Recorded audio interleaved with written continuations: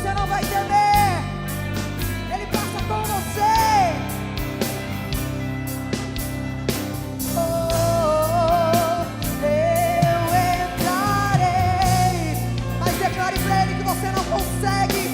Você não consegue, não sei mais viver.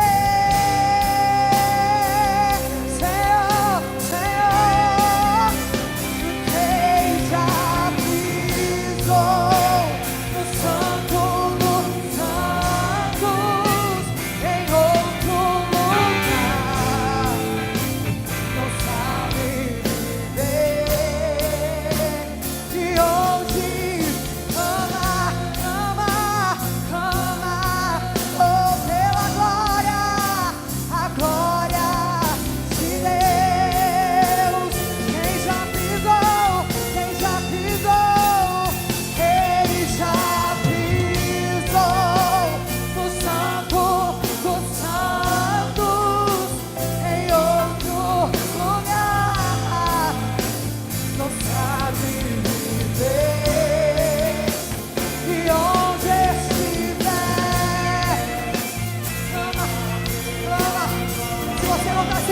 você comece a clamar no teu lugar, querido. A glória do Senhor está sobre este lugar. Oh, oh, oh. Declare isso, Senhor. Oh.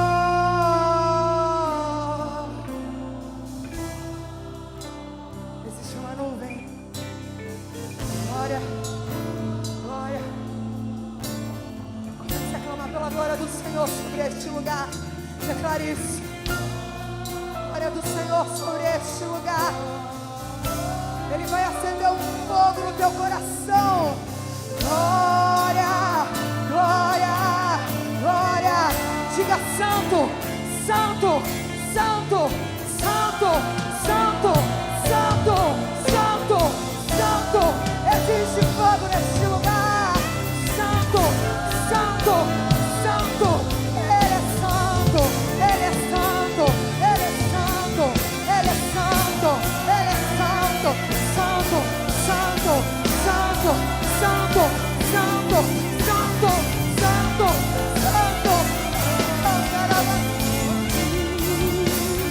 Ele já pisou no santo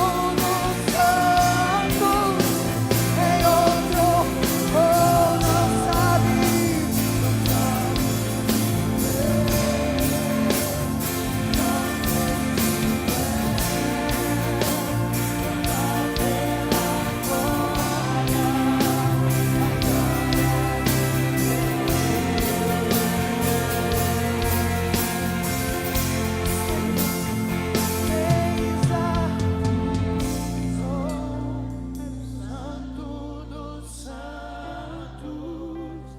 em outro não sabe.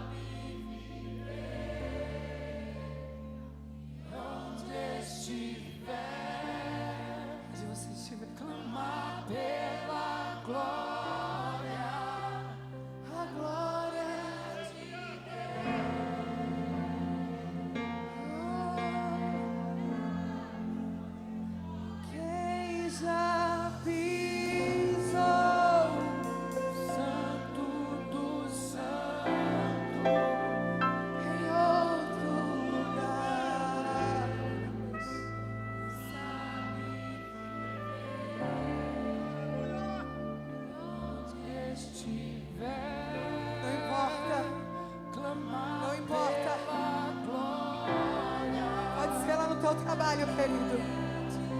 Pode ser lá no teu trabalho que só você é cristão. Você vai clamar a glória do Senhor sobre aquele lugar. Você vai clamar sobre a glória do Senhor na tua casa.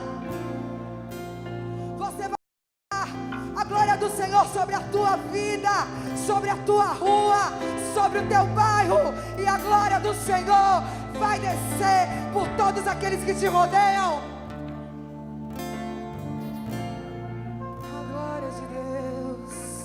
A glória de Deus, a glória de Deus, o fogo, o fogo, o fogo.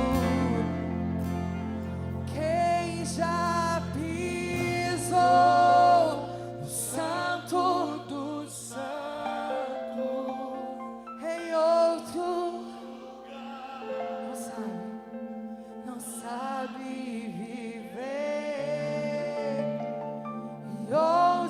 estiver,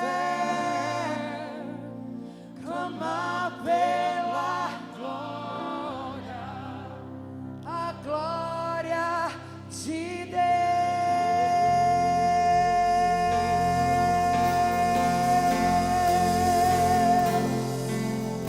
Você pode render glória a Ele. Você pode render glória a Ele. Glória a Ele. Glória a Ele. Aleluia. Aleluia.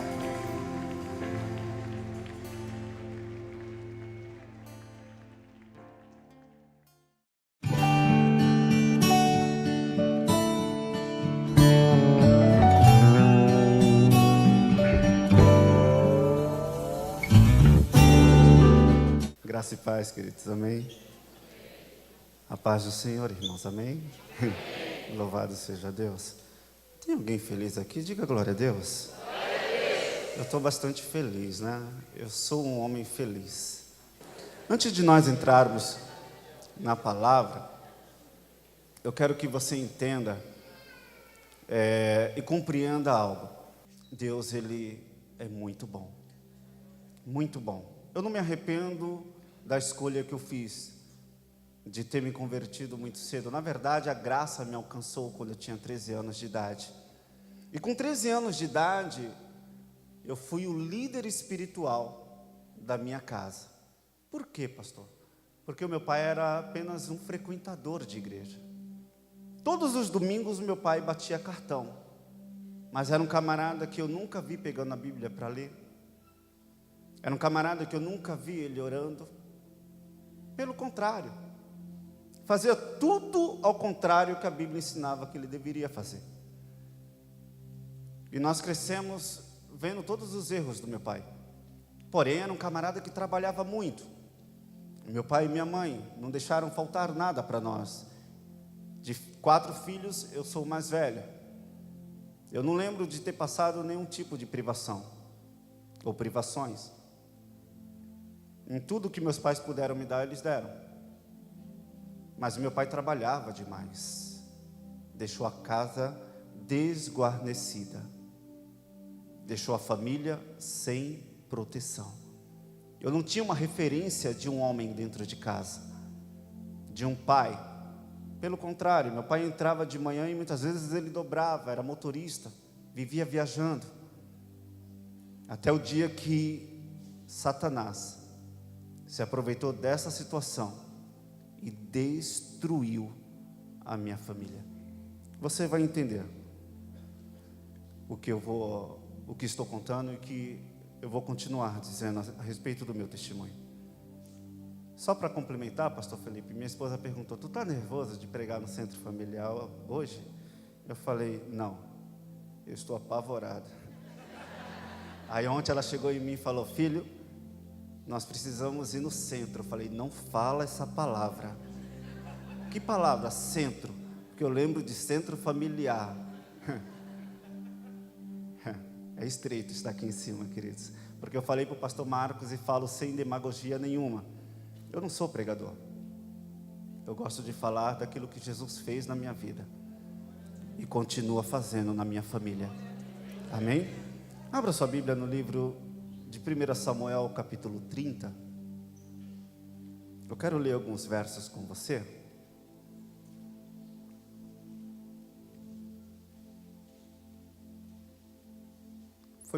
Foi me dado um texto base, que está em 1 Coríntios 12, 26, que diz assim: de maneira que se um membro sofre, todos sofrem com ele.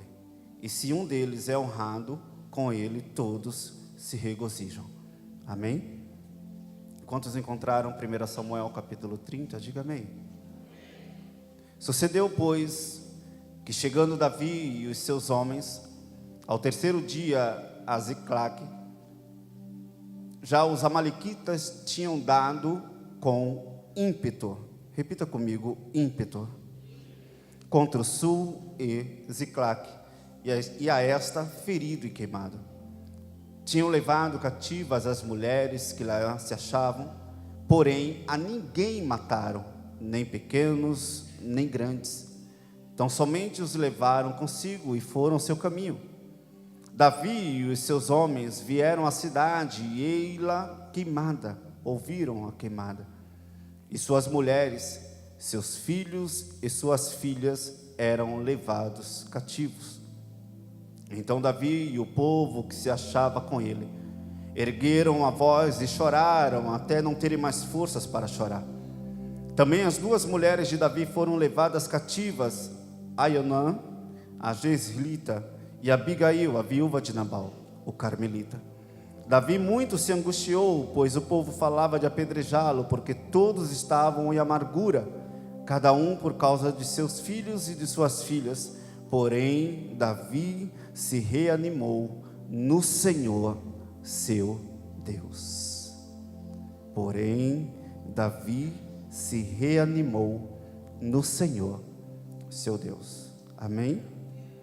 Eu quero ler só o verso 18, 16. E descendo, guiou e eis que estavam espalhados sobre toda a região, comendo, bebendo e fazendo festa por todo aquele grande despojo que tomaram da terra dos filisteus e da terra de Judá. 17. Feriu-os Davi desde o crepúsculo vespertino até a tarde do dia. E nenhum deles escapou, senão só 400 moços que montados em camelos fugiram.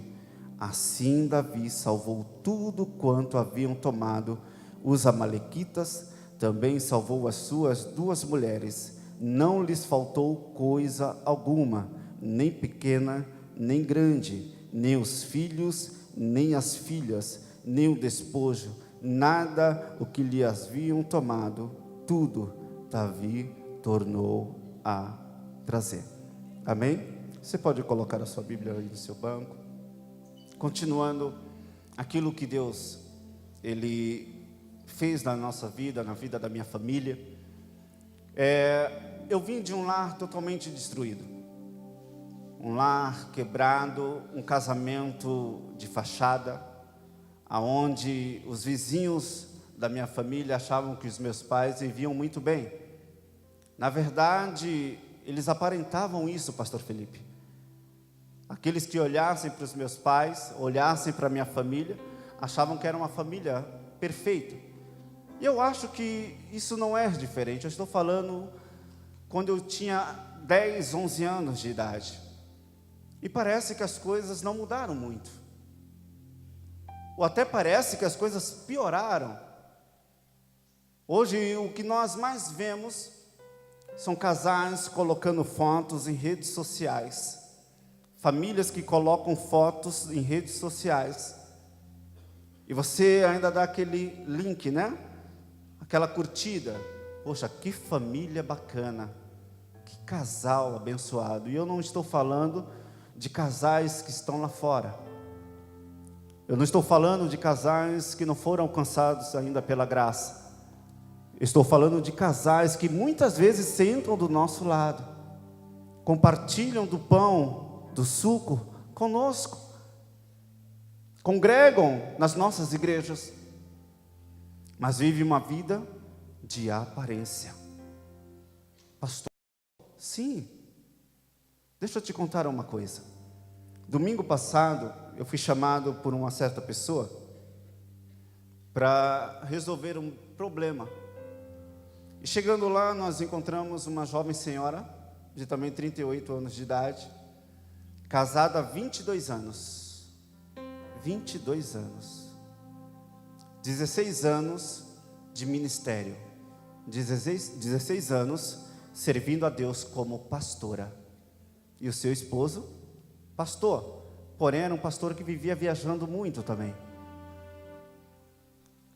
E ela nos narrando a história dela, que ela colocou uma certa pessoa na casa dela e começou a contar os problemas. Essa outra pessoa contava os problemas, ela tentava aconselhar. E de repente, essa mulher que entrou na casa dessa pastora, contou tudo para o seu marido. Olha, a minha pastora passa por isso, por isso e por isso. E esse camarada estava meio afastado do evangelho, meio não, né? Totalmente afastado. Falou, vou na igreja da sua pastora. E chegou lá, começou a ouvir o culto, a palavra, né? Fez aquela ensinação toda, se filiou ao ministério dela, e ele se transformou no melhor obreiro que aquela pastora tinha. Antes da pastora chegar, ele já estava na igreja limpando, preparando tudo. Conclusão, queridos, ela largou o marido e está com esse camarada. É isso que o diabo tem feito em nosso meio, destruindo lares. Enquanto nós estamos dormindo como igreja, enquanto nós estamos desapercebidos, Satanás tem invadido os lares.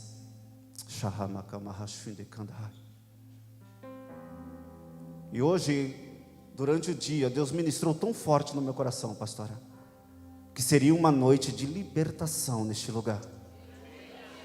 Da mesma forma que Deus me livrou do meu passado, da mesma forma que Deus me livrou do peso da culpa, do peso do pecado, e livrou a minha família, Deus tem livramento e libertação neste lugar. Será que você pode levantar a tua mão direita? Pastor, que tipo de libertação? Libertação de pessoas que não conseguem liberar perdão. E eu me lembro que com 10 para 11 anos de idade, eu descobri que minha mãe, casada com meu pai há muitos e muitos anos, ela tinha um caso extraconjugal. Talvez você fale, poxa, mas até aí tudo bem, porque o teu pai viajava demais. O problema é que eu descobri que ela tinha um caso extraconjugal com outra mulher. Aproximadamente 12 anos tendo esse caso extraconjugal. E eu, como filho mais velho, não podia contar nada, porque senão o que estava ruim podia piorar. Meu pai era um homem muito violento. E ali eu cresci com aquilo, com uma mágoa muito grande da minha mãe. E eu me lembro que, como adolescente ou pré-adolescente, a gente apronta muito, né? Tem adolescente aqui, queridos? Tem adolescente aqui? Jovens, levante as mãos e dê glória a Deus. Jovem, adolescente apronta demais, né? E eu me lembro que eu aprontava muito. E teve uma vez que eu aprontei tanto que minha mãe chegou e me jurou que ia me dar uma surra terrível. Eu falei, se a senhora tocar a mão em mim, eu vou entregar o caso que a senhora tem com a fulana de tal.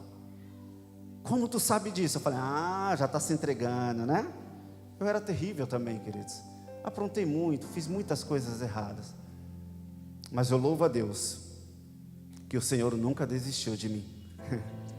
O Senhor, Ele não desiste de nós. Assim como foi ministrado no começo deste culto. Porque Ele nos amou de uma tal maneira. O Senhor nos amou de uma tal maneira, antes mesmo, aleluia, de nós o conhecermos. Quando estávamos ainda em trevas, no pecado, o Senhor nos amou primeiro. Amém ou não amém? E eu me lembro que eu chegava em casa e eu não tinha prazer, na verdade, de entrar em casa. Eu chegava da escola, do colégio, eu não tinha prazer. Primeiro porque descobriram que minha mãe estava com esse caso conjugal na escola. Então eu já era chamado filho, né? Antigamente não existia esse negócio de bullying, né? Era, vou colocar um apelido no fulano de tal. Então, na verdade, a minha mãe, ela entrou numa depressão tão grande por causa desse caso, que ela tentou por várias vezes suicídio. Por várias vezes. E em diversas situações, eu chegava na escola, eu era chamado de filho da louca. Porque quantas vezes minha mãe saía que nem uma louca na rua, pelas drogas que ela usava, os remédios de tarja preta, uma destruição total no nosso lar, ao ponto de eu ter que abandonar a escola a qual eu estudava, porque eu já não aguentava mais a pressão daqueles alunos. E eu me lembro que um dia eu cheguei em um culto de domingo para ministrar a palavra, que eu comecei a ministrar muito cedo. Eu tinha certeza do meu chamado, e Deus, Ele tratou muito forte comigo. Hoje eu entro na tua casa. Foi tão forte aquilo, que eu falei: Deus, como que o Senhor vai entrar na minha casa? De que forma o Senhor vai entrar na minha casa? A minha mãe vive nessa situação, o casamento de aparência, meus irmãos estão indo para o mundo da criminalidade, o mundo das drogas. Como que o Senhor vai entrar na minha casa?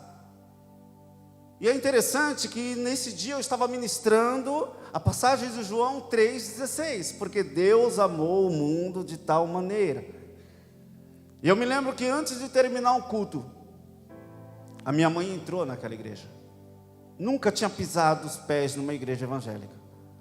E ela pisou os pés pela primeira vez quando eu estava ministrando a palavra. E quando foi feito o apelo, ela levantou as mãos, chorando que nem criança, e confessou na frente de todos: eu preciso ser perdoada pelo teu Deus. Eu vivo um caso extraconjugal e eu preciso ser perdoada pelo teu Deus. E eu quero te dizer uma coisa: desde aquela noite, quando minha mãe foi alcançada pela misericórdia de Deus, Deus mudou a minha família. Mas por que, pastor, o senhor leu esse texto de 1 Samuel capítulo 30? A Bíblia nos narra que Davi, ele estava juntamente com o exército dos filisteus para poder atacar o exército de Israel. E é interessante que num determinado momento, o rei dos filisteus mandou ele voltar para a cidade de Ziclac, cidade de refúgio de Davi, e dos seus 600 soldados, os 600 valentes, porque a Bíblia diz que Saul tinha emplacado uma grande perseguição contra Davi, e ele teve que fugir da presença de Saul.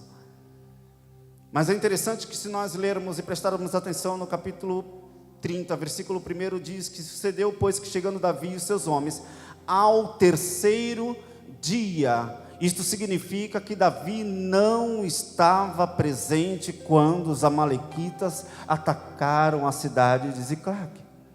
Pastor, o que o senhor quer dizer com isso? Quantos pais, quantos sacerdotes do lar que não estão mais presentes no meio da sua família? Vive um casamento de aparência, como eu já falei aqui. Dentro de casa já não existe mais o diálogo. Dentro de casa já não existe mais o afeto, o amor, o companheirismo. Porque é interessante, pastor Marcos, eu pelo menos eu tenho por costume, não é bem a palavra costume, mas eu tenho por motivação própria, todo dia olhar para minha esposa nos olhos dela e falar: filho, eu te amo. Mas não é somente palavras que eu digo para ela, eu mostro o meu amor pela vida dela através das minhas atitudes por ela. Eu me lembro que quando eu casei, quando na verdade eu pedi a Fernanda em namoro, eu a conheci, ela tinha 15 anos de idade, eu tinha 19 anos de idade. Hoje seria pedofilia, né? Misericórdia, né? Mas na época não, era mais tranquilo. Mas eu a conheci, eu fui orar a Deus. Eu falei: Deus, se essa moça for para ser minha namorada, que o Senhor fale com ela. E os meus amigos na época chegaram a falar assim para mim: olha, tu tem que chegar nela e vocês têm que orar junto, né? Porque é o esquema de orar junto. Eu era novo convertido ainda, estava caminhando no Evangelho. Eu falei: não, se eu for orar junto com ela, o meu coração é enganoso. Eu vou falar para Deus: Deus, se ela passar a mão no cabelo, vai ser de ti. Se passar um carro vermelho na rua, é o Senhor confirmando. Pelo contrário, eu fui orar a Deus e pedir para que Deus tocasse no coração dela, né? E é interessante, porque a Fernanda é uma morena muito bonita. Louvado seja Deus por isso. Que morena, queridos. Quando Deus a criou, Ele estava pensando em mim. Isso é tremendo, queridos. Eu falo isso sempre para ela, né? Outro dia, eu sou muito tímido também, pastor Felipe. Tímido extremo. Isso é verdade, eu sou bastante tímido. Eu gosto de dar aula, de ministrar, mas se for para mim fazer uma declaração em público, se eu pegar um microfone como no Dia dos Namorados, muitas vezes eu não participo, pastor Marcos, desses eventos, porque sempre chamam os maridos para falar em público. Fala aí o que tu sente pela tua esposa. Misericórdia. A última vez que fizeram isso comigo, eu falei: Nanda, eu agradeço a Deus, porque Ele foi fiel na tua vida. Ela: por quê? Porque me preparou para você. Mas eu fiz com tanto carinho, que quando ela chegou em casa, ela falou: não era o contrário que você tinha que ter falado? Eu falei: é verdade, eu inverti as bolas, né? Eu fiquei nervoso na hora, mas eu me lembro que Deus confirmou no coração dela, e nós começamos a namorar, um namoro com propósito. Eu tinha certeza que ela seria minha esposa. Nós noivamos, nós estamos juntos há 20 anos, entre namoro, noivado e casamento. Louvado seja Deus por isso. Você pode dar glória a Deus por isso? Aleluia. E eu estou com ela há 20 anos, 11 anos eu vou fazer agora em julho de casado. Olha só, hein?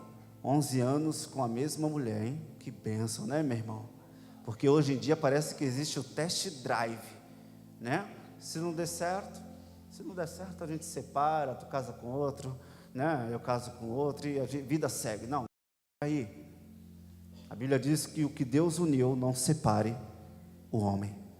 E eu me lembro que quando ela estava subindo as escadarias da igreja que nós estávamos congregando, uma igreja muito grande que tinha uma escadaria, e ela, quando apareceu vestida de noiva, toda de branco, meu irmão, eu achei que ela ia chorar. Ela começou a rir, porque ela acaba dando uma risada quando ela está nervosa, e eu comecei a chorar que nem criança. Sabe por quê? Porque eu namorei, noivei, mas não toquei no corpo da minha namorada, não toquei no corpo da minha noiva. Só vim a conhecê-la no dia da noite de núpcia. Oh, coisa maravilhosa, meu irmão. Eu acredito que aqui tem jovens assim ainda, que pensam no casamento com propósito. Amém? Nós só podemos pregar aquilo que nós vivemos. E eu tenho visto os milagres de Deus na minha vida. Quando o médico disse que não tinha mais jeito, quando Satanás disse que minha família já não tinha mais jeito, estava tudo destruído, Deus, Ele entrou com milagre. Aleluia. E a Bíblia diz que Davi deixou a cidade desguarnecida, sem proteção. E nós vamos entender que o nosso adversário, ele tem atacado as famílias do século 21, ele tem atacado as famílias cristãs do nosso tempo, muitas vezes que está do nosso lado. Eu coloquei 5 áreas que Satanás tem destruído vidas. Primeira área, financeira, repita comigo: financeira. Segunda, saúde, casamento, filhos e as amizades. O diabo tem destruído isso. Se nós lermos o texto do seu capítulo 30, do versículo 1 até o versículo 20, nós veremos que os amalequitas invadiram Ziclac. Ô palavrinha complicada, né? Ô cidade, era mais fácil falar Cubatão, né? Mas não invadiu Cubatão não, Cubatão é do Senhor Jesus. Amém? Aleluia. Mas invadiu essa cidade. Primeiro eles colocaram fogo, destruíram tudo. A Bíblia diz que eles roubaram todos os despojos, saquearam tudo, aniquilaram a vida financeira daquela cidade. Será que não é assim que o diabo tem trabalhado no nosso tempo? Será que não é da mesma forma que o diabo tem entrado em famílias, destruindo a área financeira? Porque eu quero ministrar nesta noite para a família. Quantos estão em família aqui? Levante a mão que eu quero conhecer você. Em família, família. Família, nós somos um corpo. Mas se você está com a sua família, levante a sua mão. Amém. Aqueles que não têm a família do seu lado, levante a mão. Louvado seja Deus. O diabo tem invadido famílias, destruído as famílias na parte financeira. Quantas vezes nós temos ouvido relatos de pais de família que tem sido destruído na área financeira. Nós sabemos que o nosso país enfrenta uma grande crise, mas eu quero te dizer uma coisa: no meio de grandes crises, Deus ainda opera milagres. Eu vou repetir para você entender. Em grandes crises, Deus continua operando milagres. Pastor, por que o senhor está falando isso? Porque a empresa que eu trabalho, ela foi vendida por um grupo chinês. E os chineses chegaram no Brasil no dia 1º de março. Fizeram uma reunião lá com os intérpretes e falaram assim: olha, quantos funcionários essa base da Baixada tem? 146 funcionários. Olha, é o seguinte, nós vamos fazer uma demissão em massa. Eu falei: Deus, a minha esposa foi demitida o mês passado. Se eu for demitido agora, eu vou viver totalmente na tua dependência. Mas eu creio em ti. E lá na empresa que eu trabalho eu e mais 4 cristãos. E fizeram uma reunião geral. E é interessante isso, que começaram a chamar pessoas dentro do RH. E todos que entravam saíam de cabeça baixa. E eu, juntamente com os 4 irmãos, ficamos do lado de fora. E eles estavam chamando pela letra do nome. Aí começou com A, B, C, D, E, F. Eu falei: mas passou o meu nome. E o meu gerente geral falou: fica quieto. Eu falei: mas passou o meu nome. Fica quieto, rapaz. Eu falei: tá bom. E é interessante que os 4 irmãos também passaram os nomes deles. Eu falei: será que passou desapercebido? Será que nós já estamos demitidos sem ter que passar pelo RH? Eles mandaram 141 funcionários embora. 141 funcionários embora. Contrataram mão de obra sem especialidade nenhuma, sem qualidade, pagando um salário que só Deus na causa. Mas os 5 que ficaram, estamos hoje em cargos de chefia. Deus ainda opera milagre no meio da crise. Aleluia. Deus opera milagre. Você pode olhar para o teu irmão que está do teu lado e dizer isso: Deus tem milagre para a tua vida hoje. E quantas vezes nós vemos famílias sendo destruídas na área financeira? Segunda área que Satanás tem lutado e invadido: saúde. A Bíblia diz que quando Davi viu aquela situação, a Bíblia diz que ele ficou angustiado. E a angústia, muitas vezes, ela é a janela para muitas doenças. Quantas pessoas no nosso meio angustiadas, passando por situações que muitas vezes até mesmo o seu cônjuge não sabe, situações até mesmo que teus filhos não sabem, e isso te traz uma angústia muito grande, ao ponto de levar pessoas à depressão profunda.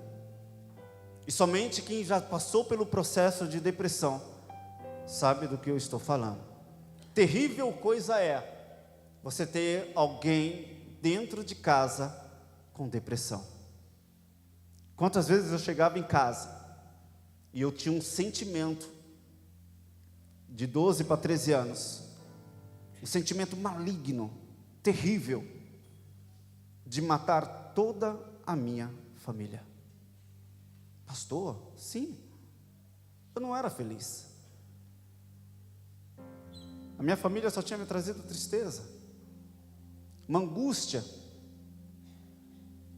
Quantas vezes eu chegava em casa, via a minha mãe maluca, doida, de tudo. Quantas vezes eu desejei a morte para ela. Quantas vezes eu falava: Deus, o Senhor podia matar a minha mãe, acabar com esse sofrimento da minha família. Mas como eu falei no começo deste culto, Deus é bom demais. Deus tinha um outro propósito para a minha família. Pastor, por que o Senhor leu esse capítulo de 1 Samuel? Porque eu comparo a cidade como a minha casa no passado. O meu pai não deu guarnição para minha casa, deixou a minha casa correr ao léu. Muitas coisas aconteceram por culpa do sacerdote do lar. Eu quero dizer uma coisa, aqui dentro tem sacerdotes. Se a tua família fracassar, e você sendo o líder espiritual da tua família, a culpa é sua. A culpa é nossa. Isso é muito sério. Isso é muito sério. Não basta nós estarmos sentados num lugar desse, como esse, sendo ministrado todos os cultos. Não basta nós estarmos num lugar como esse, levantando as nossas mãos e adorando a Deus. Eu tenho que ter vida com Deus. Eu tenho que andar com Deus. Eu tenho que ter intimidade com Deus. Se eu não tiver essas três coisas, a minha casa fica desguarnecida. Eu me lembro que quando eu me converti com 13 anos, que eu cheguei em casa, eu cheguei para minha mãe, mãe, eu fui numa igreja lá de uns crentes, aonde o pai vai de vez em quando, e perguntaram quem queria aceitar Jesus. Eu fui lá na frente, aceitei Jesus. Eu senti algo tão tremendo dentro de mim, algo que ardia como uma chama dentro do meu coração. E eu achando que minha mãe ia ficar tão feliz, ia me dar um abraço, porque na verdade ela viria que eu estava saindo de um mundo a qual eu já estava entrando, na verdade. O mundo das drogas, o mundo da marginalidade. Pelo contrário, ela olhou dentro dos meus olhos e falou: eu não quero outro louco dentro da minha casa. Eu falei: pronto, a senhora é louca. O meu pai de vez em quando dá uma de louco. E a senhora está me chamando de louco porque eu fui na igreja dos crentes? Apesar que na adolescência eu achava todo crente doido. Quando eles começavam a falar em línguas estranhas que eu não entendia, eu saía de perto. Isso pega. Realmente pega, né? Aleluia. Louvado seja Deus. Ele olhou dentro dos meus olhos e falou: faz o seguinte, você faz uma escolha a partir de hoje. Ou você fica com esse Jesus que você aceitou lá na tua igreja, ou você sai da minha casa. A minha escolha foi: eu escolho Jesus.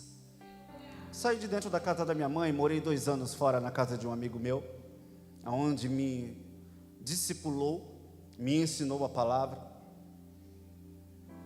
E eu lembro que quantas vezes eu estava angustiado, a minha saúde já estava afetada por isso, porque eu via Satanás trabalhando no meio da minha família, e eu não tinha força para lutar contra isso. Eu não tinha uma guarnição que era o meu pai. Deixa eu fazer uma pergunta aqui, abrir um parênteses. Quantos têm por costume fazer culto doméstico? Levante a mão. São poucos. Por que o restante não tem por costume de fazer isso? Culto doméstico é tão bom. É muito bom. O meu filho tem 1 aninho de idade, querido. Todo dia eu leio uma palavra para ele. Eu vou orar com ele, ele, papá, aí me empurra porque ele não quer orar. Por enquanto ele não está muito na oração, não. Mas eu oro com ele todos os dias. Leio um versículo da Bíblia para ele todos os dias. Todas as vezes que nós não temos culto na nossa igreja, eu tenho o meu culto doméstico em casa. Isso faz uma grande diferença. Talvez você pergunte: pastor, o teu casamento é perfeito? Está longe disso. Está longe disso. Está longe da perfeição. Mas o meu casamento, a minha família tem um diferencial. Eu escolhi colocar Jesus no meio do meu casamento, na minha família. É Ele que governa os nossos passos. Todas as vezes que nós pensamos em fazer alguma coisa errada, o Espírito Santo vem e trabalha em nós. Aleluia. Louvado seja Deus. Terceira coisa que nós vemos, que o diabo tem atacado: casamento. A Bíblia diz que os amalequitas levaram as 2 mulheres de Davi e levou as mulheres dos seus soldados. Quantos divórcios nós temos visto no nosso meio? Tudo que eu estou falando, eu não estou falando dos casamentos lá fora. Eu não estou falando das famílias lá fora. Eu estou falando dos casamentos dentro da igreja.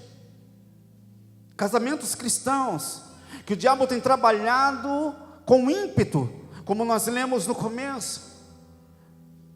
Trabalhando todos os dias para causar o divórcio, os desentendimentos.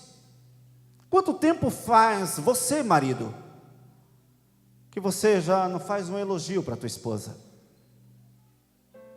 Quanto tempo faz que você já não agrada a tua esposa com presente? É interessante que nós estamos chegando domingo que vem, o dia das mães, né? O Bassi está feliz, né, Bassi? Aleluia, glória a Deus. Nós estamos chegando no dia das mães. E é interessante que somente nesses dias comemorativos que ganhamos ou damos presente para o nosso cônjuge. Dia dos namorados, dia das mães. É interessante que quando a esposa chega para o marido, pastor Marcos, o que eu vou ganhar? Fica tranquila que você vai ganhar um presentão. Aí vem ele com um liquidificador, com a batedeira. Misericórdia. Eu estou dando uma dica aqui para todos os maridos, tá bom, queridos? Leve a tua esposa para jantar fora. Dê um presente para ela que ela vá usar. Sabe aquele vestido abençoado, aquele perfume abençoado. Cadê as mulheres casadas aqui? Diga glória a Deus. Aleluia, estou colocando os irmãos aqui no estreito. Hoje minha esposa no shopping passou numa loja, uma loja caríssima. Eu gostei desse terninho. Falei, rapaz, eu também gostei, mas, né? Será que o Pedrinho vai me dar? Eu falei, Pedrinho não trabalha. Pedrinho ainda está desempregado. Ela falou, insensível. Eu falei, calma, filha. Eu não vou te dar só o terninho. Tem o sapato. Tem a calça. Tem o jantar no Tertúlia. Não sei como vou pagar. Mas tem tudo isso. Invista no teu casamento. Porque quando nós não investimos no nosso cônjuge, tem alguém lá fora que está investindo. Pastor, sim. Nós estávamos pastoreando a igreja do Tancredo durante 4 anos. E de repente chegou uma irmã para mim e falou assim, pastor, eu preciso de uma orientação sua e da sua esposa. Eu descobri que o meu esposo está me traindo há 8 anos. O que eu faço? Resposta de todo pastor: perdoe. A senhora tem condições de perdoar? Ela olhou dentro dos meus olhos e me fez uma outra pergunta: o Senhor perdoaria se sua esposa lhe traísse com outra mulher durante 8 anos? Eu fiquei sem entender a pergunta dela. Eu falei, eu não estou entendendo. Eu descobri que o meu esposo está me traindo com outro homem durante 8 anos. O que falar para uma mulher dessa? Detalhe: cristãos, tomando santa ceia do Senhor, levantava as mãos para adorar aquele que é digno de toda a honra. Sentava do nosso lado. E olhei dentro dos olhos dela. Se a senhora for capaz de perdoar o seu esposo, liberar perdão, Deus vai restaurar o teu casamento. E eu saí dali. Uma semana depois, eu fui para a Vila Margarida. Há 3 domingos atrás, eu estive na mesma igreja. E de repente, ela veio me cumprimentar, chorando. Pastor, Deus restaurou o meu casamento. Eu falei, a senhora conseguiu liberar perdão? No mesmo dia. Foi difícil, pastor. Eu sofri. Eu fui para casa remoendo a tua palavra. Mas eu perdoei o meu marido. Invista no teu casamento antes que Satanás destrua o teu relacionamento. Pastor, que palavra é essa? Hoje, se eu não me engano, é culto voltado para as famílias. Se tem família neste lugar, Deus está falando com você. Deus está falando comigo. Porque se eu não investir no meu relacionamento, eu sei que tem alguém lá fora que está louco para investir nesse relacionamento, destruir o meu casamento. E eu me lembro que uma certa vez uma pessoa chegou e falou para mim, olha, essa maldição vai acompanhar a tua vida. A tua mãe como lésbica, o teu pai como um camarada que não queria nada com Deus. Você vai crescer como um jovem cheio de mágoa. A pessoa liberou tantas palavras ruins para mim. Mas eu me lembro que no dia que a graça me alcançou, o jugo caiu por terra. Todas as palavras de maldições foram lançadas por terra. E naquele mesmo culto, o pastor que estava ministrando olhou dentro dos meus olhos e falou: jovem, um dia eu vou ver você ministrando a palavra e você tem um chamado pastoral. Eu não entendi absolutamente nada do que ele estava falando. Eu simplesmente falei: tá bom, eu aceito o que o senhor está falando. E Deus cumpriu tudo aquilo que tinha prometido. Aleluia, aleluia, aleluia. O diabo também tem entrado na vida dos nossos filhos. Quantos filhos de crentes que estão nas drogas hoje? De vez em quando eu tenho mais tempo, eu costumo ir na Fundação Casa, fazer evangelismo com um grupo de irmãos. E é interessante que toda vez que quando nós chegamos naquele lugar, você pergunta: quem conhece o evangelho aqui? 90% levanta a mão. Quantos são filhos de crentes? 90% levanta as mãos. Jovens que outra hora estavam no nosso meio, adorando ao Senhor, e hoje estão atrás de cela, presos, não só fisicamente, mas espiritualmente também, aprisionados por Satanás. Mas eu quero liberar uma palavra nesta noite em nome do Senhor Jesus, que os nossos filhos são de Deus. A minha casa é do Senhor Jesus. Os teus filhos, talvez o teu filho, a tua filha não está aqui contigo nesta noite, tem te causado tristeza isso. Mas em nome do Senhor Jesus, não desista da tua família. E o diabo também investe nos amigos. A Bíblia diz que quando Davi se angustiou, chorou, ele se angustiou porque os homens queriam apedrejá-lo. Homens que estavam do lado dele, guerreando do lado dele, batalhando as guerras de Davi, se voltaram contra Davi em um certo momento. Eu até entendo a situação, não seria fácil para eles. Eles perderam a esposa, perderam os filhos, já não tinham mais nada. E é interessante que toda vez que nós passamos por uma situação difícil, nós queremos culpar alguém. Queremos colocar a culpa em alguém. Mas se nós lermos a palavra, a Bíblia diz que Davi se voltou para Deus e se reanimou no Senhor, seu Deus. Hoje é uma noite de nós nos voltarmos mais para Deus. E quando Davi consultou a Deus, para ver se ele deveria ir atrás dos amalequitas, Deus deu o aval: pode ir, porque eu estarei com vocês. Num determinado momento, 200 homens desistiram, 400 continuaram a jornada com Davi. E é nesses homens que me chama a atenção, pastor Marcos. Homens que desistiram porque estavam cansados. Vinham de grandes caminhadas, batalhas, desistiram da sua família. Você pode olhar para a pessoa que está do teu lado e dizer isso para ela: não desista da sua família. Não podemos desistir da nossa família. Não podemos desistir. O diabo coloca todos os dias nas mentes: olha, não tem mais jeito, não tem como mais, já era. Mas eu quero te dizer uma coisa: com Jesus tem jeito.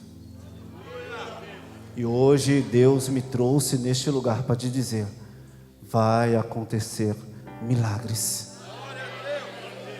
Mas para que isso aconteça, primeiro, tem que haver uma liberação de perdão neste lugar. Pastor, como assim? Mulheres que têm mágoa do esposo, palavras que foram lançadas. Existem palavras que são mais duras do que um tapa. Quantas vezes nós, como homens, os sacerdotes do lar, o cabeça do lar, somos tão ogros, pastor, sim, somos tão ogros com quem nos ama. Falamos palavras tão duras para nossa esposa, para os nossos filhos, e isso causa dores, causa marcas, que é necessário que o Senhor venha trabalhar nessas dores nessa noite. Lembra que eu falei no começo? Para que haja transformação e milagre, tem que haver libertação. Amém? Eu rejeito tudo que não vem de ti. Minha família é separada para te servir. Sobre ela está a tua forte mão, protegendo os sons dos nossos corações. Eu profetizo sobre a minha casa água e pão, saúde para os meus filhos, santificação. Tua palavra é para nos manter firmes sobre a rocha que nunca irá ceder. Edificada em ti está, consagrada pra te adorar. Eu sempre quero te entregar e tuas bênçãos irão sempre me acompanhar. Edificada em ti está, consagrada pra te adorar. Eu sempre quero te entregar e tuas bênçãos irão sempre me acompanhar.